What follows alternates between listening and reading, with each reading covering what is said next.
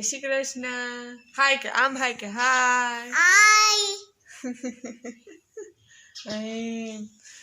જય શ્રી કૃષ્ણ બધાને. તો જો અમે હે ને ઘરનું બધું કામ કરી લીધું હે અને મા દીકરી બે તૈયાર થઈ ગયું હે અને શિવન્યાન પપ્પા હે ને એ અટાણે ગામમાં ગયા હે દવા લેવા, કેમ કે આજ છે ને જીરામાં દવા છાંટવાની હે એટલે એ દવા લેવા ગામમાં ગયા. અગણી દવા લઈને આવીએ ને એટલે પછી અમારે હે ને ઓલી વાડી જવું હે દવા છાંટવા. પડી જાય કેતા દીદી દીદી રામ રામ બધાને. તો જો આજ વળી અમે તૈયાર થઈ અને જાય હે ઓલી વાડીએ. આજ જીરામાં દવા છાંટવાની છે અને હું અટાણા સવારમાં ગયો તો ગામમાં જીરા હાટું દવા લેવા અને અમારી બેન ને મમ્મી બે તૈયાર થઈ ગયા હે. બેન કેતા કઈ હાય કેતા તાતા હાય નહીં કે તાતા જાઉં હાલો અમે ઓલી વાડીએ જઈએ પછી વિડીયો ઉતારીએ વળી. હા તો જો અમે વાડીએ પગી ગયા હે અને દ્રાવણ બનાવી લીધું દવાનું અને એક પંપ છાંટી આવ્યો અને બીજો પંપ ભરીને જાઉં અને જીરામાં દવા છાંટવાનું કામ ચાલુ કરી દીધું આપણે.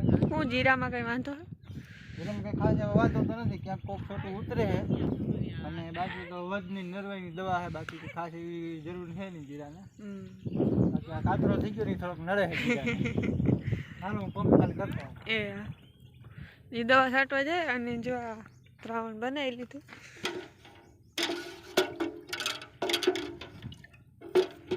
કાળા કલરનું છે, દેખાતું નથી.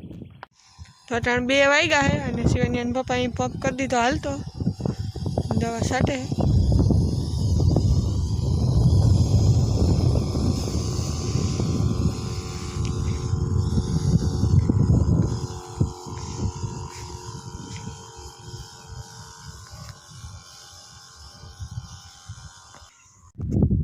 પપ્પા પંપ હું પાણી ભરી દઉં અને એ છાંટતા જઈએ. આપણે ટ્રાય કરીએ હોય કદાચ પંપની.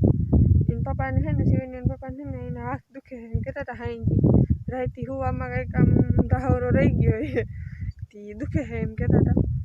હાલો હવે એ આખીને પછી એકાદો પંપ હું છાંટવા લાગે છે ને. હાલ તો જો હું દવા છાંટું હું અને આને હરખ બહુ હતો આજ દવા છાંટવાનો.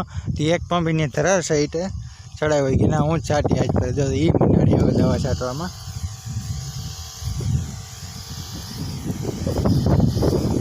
મજા આવે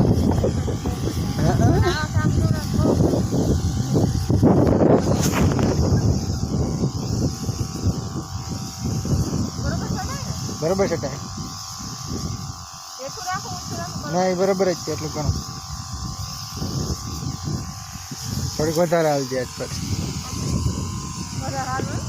હાલ તો હું પાણી ભરતા હું તો ખાલી કરતી. તો આવી ગયો હે પંપ ખાલી કરીને. આપણે પૂછીને કંઈક મજા આવી એક પંપ દવાનો ખાલી કરીને. કંઈક મજા આવે દવા છાંટવાની એવું મોકે.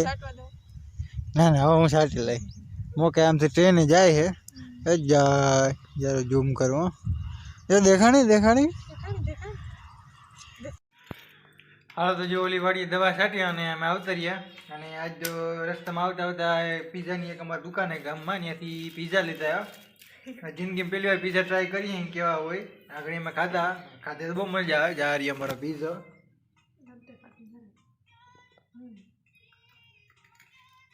તને કેવો લાગ્યો? અસલ નો હે ઠીક હે પણ આમાં બહુ જાજા પૈસા ખર્ચા કરાય નહીં એવું છે.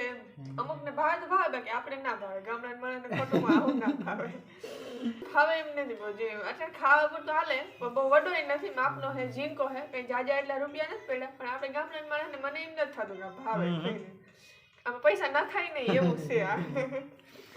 ચાલો અમે પીઝાની મોજ કરી લઈ અને અમારી બેન વિડીયો જોતા જોતા એનું મમ ખાય. બેન તો શું કરે? હા માં જો આ કંઈક આવી રીતના